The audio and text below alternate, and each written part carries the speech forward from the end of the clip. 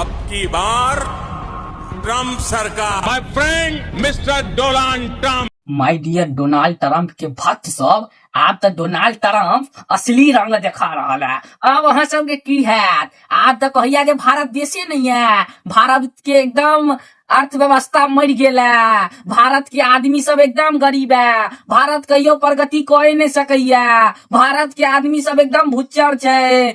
हमरे वजह से पाकिस्तान के युद्ध रुकल चला, नहीं तो भारत मैप में सट गेल रहता। से सब कह रहा। तो अब आगे की भेल डोनाल्ड ट्रंप, आप तो आगे दिखा देलक ना, पिछवाड़ा बना देलक ना चुतिया।